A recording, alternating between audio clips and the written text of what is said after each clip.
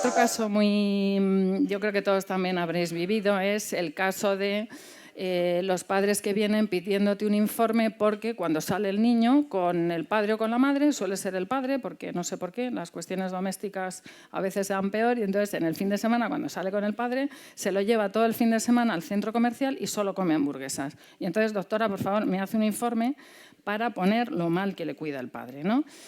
Bueno, yo creo que en estos casos hay que ir a lo gordo, claramente, y a las cosas importantes. Y, por supuesto, en una situación que no hemos visto, con muchísimo menos razón, tenemos que hacer un informe diciendo nada, ¿eh?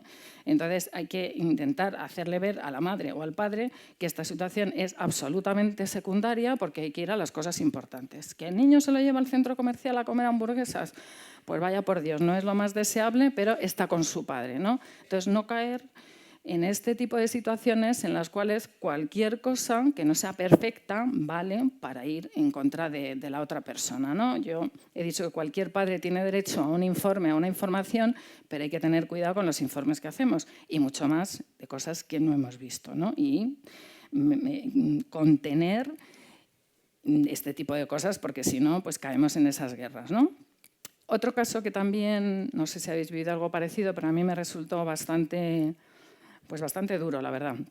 Es un niño pequeño que se iba con la familia de, no sé si de la madre o del padre, los fines de semana, con la familia, bueno, que es cuando se iba con la familia del padre, luego lo traían, lo recibían los abuelos maternos, y entonces en una de esas ocasiones el padre era fumador, el niño tenía unas lesiones en la mano y los abuelos se fueron enseguida al médico de urgencias del pueblo a decirle que el niño tenía quemaduras de cigarrillo de su padre.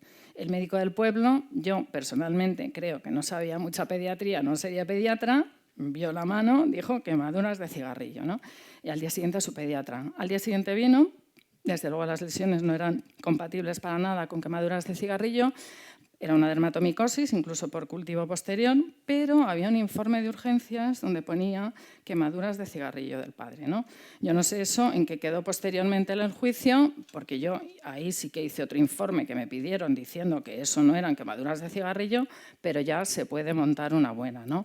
En este sentido, tener cuidado con la información que nos llega directamente sesgada. O sea, su mal padre fumador, mire, doctora, las quemaduras que tiene. Pues ya todo el mundo creyendo esa visión y además pues perdiendo, en este caso en concreto, toda la objetividad posible, ¿no? Hay que tener mucho cuidado con lo que ponemos por escrito, tenerlo todo muy claro, porque si no podemos meter en muchos apuros a gente de forma muy injustificada. Otro caso, que yo creo que quizá se puede ir dando con más frecuencia en el tiempo, me vino de una niña que tenía unos 15 meses, entonces la niña seguía lactando y entonces la madre quería un informe para que pusieran que no se podía quedar a dormir en casa del padre porque seguía mamando, ¿no? Yo creo que los jueces son cada vez más sensibles a ser elásticos con las visitas y con todas las circunstancias de los niños. Yo creo que así debe ser, pero estábamos hablando de una niña de 15 meses o así. Con toda la defensa de la lactancia materna, yo creo que es muchísimo más importante que un niño pase un fin de semana con un padre. Y entonces no caer en algunas manipulaciones que puede haber de circunstancias, teniendo en cuenta qué es lo más importante para ese niño. Y para mí, lo más importante para un niño es que intente mantener los lazos afectivos con su padre o con su madre, por encima de circunstancias de las cuales podamos prescindir, aunque serían ideales en otro contexto. Yo creo que eso sí es importante también, ¿no? Otro caso que es, bueno, a mí me parece imposible de resolver. Hay otros, pero este me parece mucho más difícil, ¿no? El caso en el que el niño que viene, que yo he tenido algún caso, vosotros supongo que también, que el niño dice que el padre, normalmente suele ser el padre, pero bueno, le toca sus partes. Y entonces ya vienen, nos cuentan lo que ha pasado, a veces es un niño muy pequeño, casi que no habla bien o tal, ya te lo cuentan porque lo han oído, porque no sé qué. Bueno, yo no quiero entrar porque cada caso es un mundo, ¿no? Pero como todos sabéis, el abuso sexual casi nunca tiene lesiones físicas. Entonces, de los indicadores históricos y físicos, la mayoría de las veces se diagnostica o se sospecha por indicadores verbales del niño, ¿eh? No por indicadores físicos, pero claro, hay una incertidumbre total, ¿no? Entonces, a mí lo que también me llama mucho la atención es que en estos casos, cuando a lo mejor el padre o la madre, generalizando, ha sido normal durante X años, de repente se separan y es como el Dr. Jekyll y Mr. Hyde, o sea, manipulador, abusador, me roba,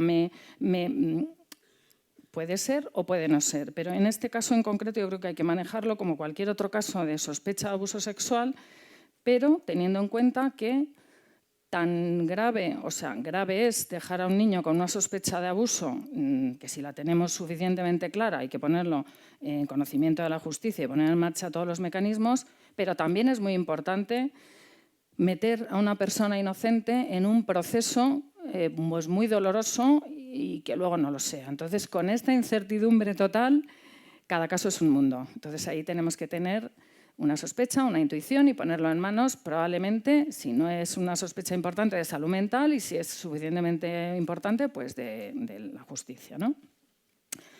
Otro tema muy importante que también yo creo que cada vez sale más son los desacuerdos en las decisiones clínicas, ¿no? Yo quiero esto y el otro no quiere, ¿no? Esto es a propósito de un caso que tuvimos en el centro de una niña que era asmática y entonces la enfermera le recomendó la vacuna de la gripe y entonces cuando iba a venir con su madre a ponerse la vacuna de la gripe, pues llama el padre diciendo que no le pongan la vacuna bajo ningún concepto porque él no quiere, ¿no?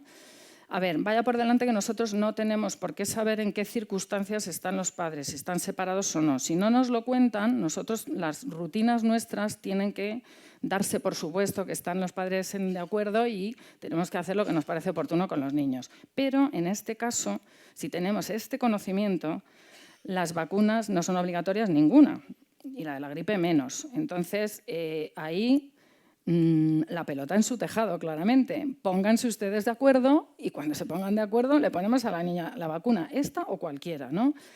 Hay que devolverles muchas veces la responsabilidad a los padres, que es la que tienen. Pónganse de acuerdo. O sea, no hay que poner una vacuna en esas circunstancias, ¿no? En caso en que el desacuerdo sea de algo urgente, urgentísimo, evidentemente con desacuerdo y sin desacuerdo vas a tener que reanimar a un niño, ¿no?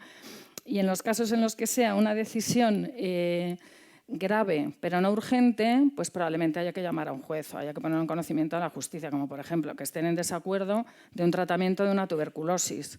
Pues lógicamente ahí hay que tener un acuerdo que nos diga lo que hay que hacer, ¿no? De otra persona, de la justicia, ¿no? Pero en este tipo de acuerdos que no son urgentes en este momento, que se pongan de acuerdo y que después nos lo digan. Y por último, una situación que parece más light, o sea, que tampoco parece que de entrada nos transmite un problema importante, ¿no? Pues que sí, que yo como ahora estoy muy sola, pues ahora el niño duerme conmigo o la niña, porque así estamos los dos más acompañados y así pues yo le cuento mis cosas y yo me siento mejor, ¿no? Bueno, esta situación de pérdida de límites y de roles de lo que es un padre, una madre, un hijo, límites generacionales, es bastante gorda y de mucho riesgo psicológico, porque el niño tiene que seguir sintiendo que sus padres les quieren, por supuesto, que la chuche, que la abrace, que le dé besos el uno al otro y tal, pero el hecho de dormir en la misma cama y el que uno se desahogue, por ejemplo, con los problemas de adultos con un niño, es una sobrecarga afectiva tremenda, o sea, son desahogos que ahogan, que digo, ¿no? Porque al niño se le viene encima cosas que no es capaz de metabolizar, ¿no? Y entonces se rompe ese límite de alguna manera que el niño tiene que sentir que hay alguien por encima de él que le cuida y no es él el que está cuidando de alguna manera de su mamá o su papá, ¿no? Es una cosa que también ocurre mucho en los hijos de padres alcohólicos, en el que su situación muchas veces son los hijos los que toman un poco el papel de un poco de adultos, ¿no? Entonces, este tipo de situación hay que intentar hacerles ver que la madre, el padre se desahogue, le cuente a la amiga, al amigo, a la vecina, a quien quiera, pero no puede ser coger al niño como confidente y que ocupe de alguna manera simbólica ese lugar incluso en la cama de ellos, ¿no?